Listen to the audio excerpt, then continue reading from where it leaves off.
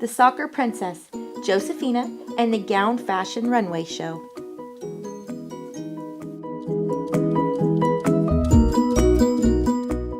Written by Bethany Hegerhorst. Illustrated by Kristen Abbott.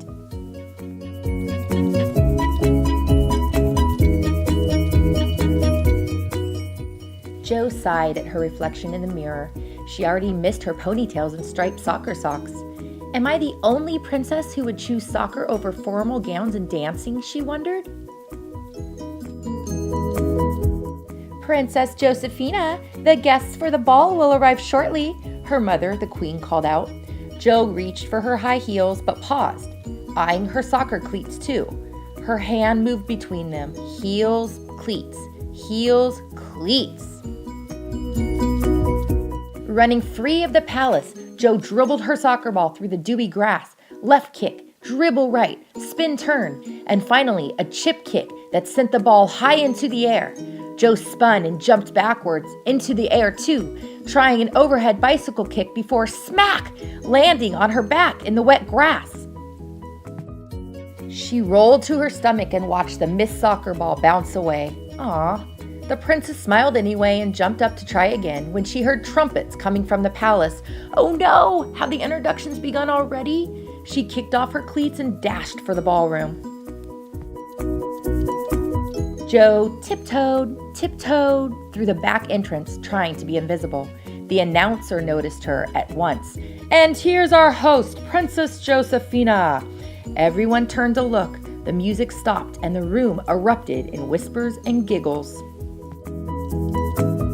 Poor Princess Josephine was standing barefoot in the doorway with pink cheeks and a wet, grassy ball gown. Later that night, the king and queen handed Jo a schedule. Perfectly pink princess etiquette school? Jo asked. The king started. Your carriage picks you up at dawn. The queen cut in. And don't even think about taking your soccer ball. The king finished. Josephine, we have no other choice. You're our only princess, and it's time you start acting like one. Jo squeezed her eyes shut and hoped she was having a nightmare. But she wasn't. At dawn, Jo watched as her palace drifted into the distance. How will I ever fit in as a real princess? She wondered sadly. Perfectly pink princess etiquette school. 7:30 a.m. curtsying. 8:30 a.m. glamour makeup 101. 9:30 a.m. high heel mastery. 10:30 a.m. gown fashion runway. 11:30 a.m. high tea etiquette. 1 p.m. art education color theory, the many values of pink. 2 p.m. perfect posture. 3 p.m. princess signature hair design. 4 p.m. accessorizing with frills. 5 p.m. culinary delights. The queen headmistress greeted Jo's carriage and gave her a tour of the palace corridors leading to her room. Along the way, they stopped in front of a glass display which held the largest pink pearl Jo had ever seen. She recognized it from the perfectly pink princess etiquette school emblem. The headmaster explained, since our school began, everything here has modeled after our prized possession, the pink pearl. It is rumored to have magical powers, but to this day, nobody has figured out how to use them. The next day was far from perfection. Jo tripped all over herself in high heel mastery, was scolded for her ponytail and princess signature hairstyles, and caught her creme brulee dessert on fire in culinary delights. After her last class, Jo escaped outside and collapsed on a bench. She was tempted to throw her tiara. She couldn't help it.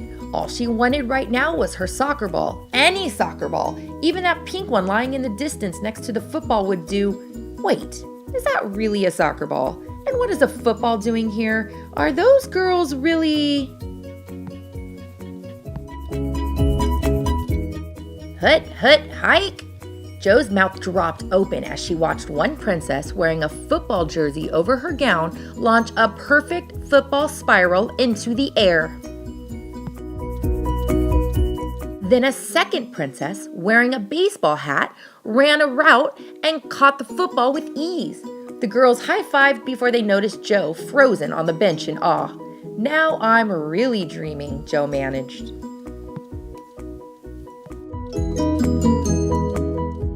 Could this really be other sports princesses?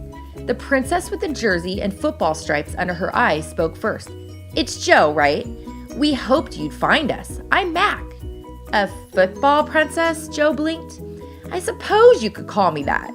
In that case, please meet our very own Samantha, Sam, the baseball princess." Sam popped her bubblegum and curtsied. Joe was beside herself. "And do you play sports out here a lot?" Sam shrugged. "We play every night, ever since we met each other the first week of school." Mac nudged Sam, recalling the day they met. "It's not every day I see a princess dare to come to accessorizing with frills class wearing a baseball hat and batting gloves." The girls giggled. "So what do you say, Joe?" Mac asked, and then tossed her the pink soccer ball. "Want to be our soccer princess?" Joe dribbled the ball between her feet and then kicked it up into her arms. "I thought you'd never ask." Every evening, Joe played sports with the other sports princesses. They practiced baseball slides with Sam, touchdown dances with Mac, and Joe almost had her overhead bicycle kick perfected. Meanwhile, classes went much more smoothly.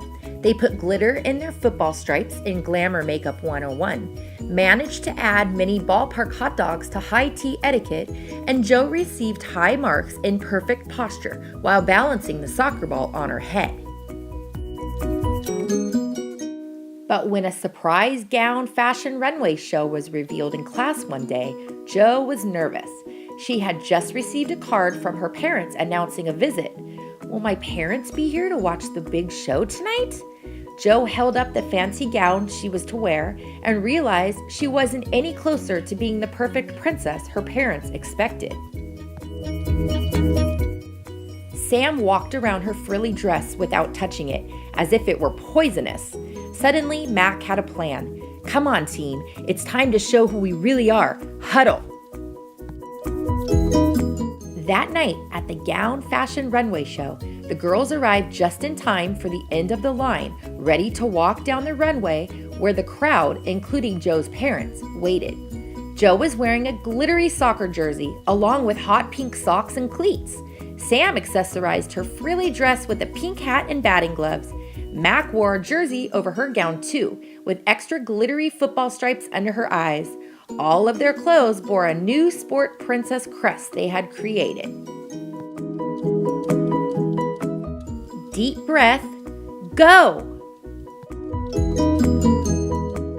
The crowd hushed when Joe first stepped out, followed by Sam and then Mac. And then they heard cheers! The girls walked to the end, spun around to show their tennis shoes and cleats, walked back down the runway, and then off stage. They could still hear the princesses gushing excitingly in the crowd. "I told you they wouldn't mind as long as we added enough pink and glitter," Mac laughed. Just then, the queen headmistress walked up with Joe's parents.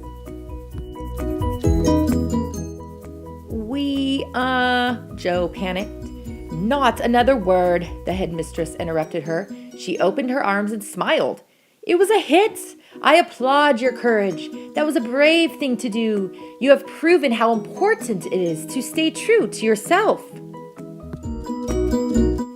Mac and Sam high-fived. Joe peeked around the headmistress to look at her parents.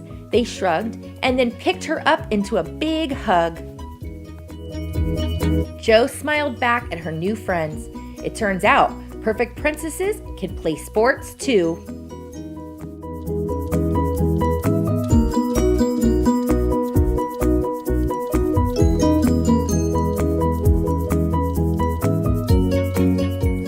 The writer Bethany Hegerhorst is a mom, athlete, outdoor enthusiast, wife, artist, camper, surfer, adrenaline junkie, and author.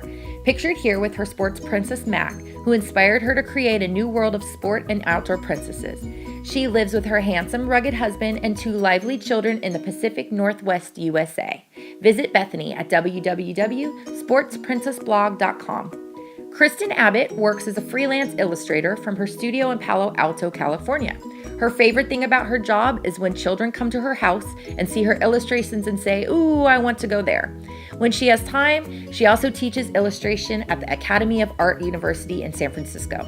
Long ago, she graduated with a degree from Stanford University and later from the Academy of Art University as well.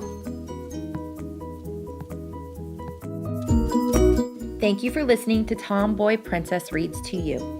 I just want to say a few things about the Soccer Princess book. This book is what inspired us to start our YouTube channel. My daughter loves this book. It was her favorite. She carried it around nonstop for years and read it all the time. I'm not sure if they ever made any more princess books in this series.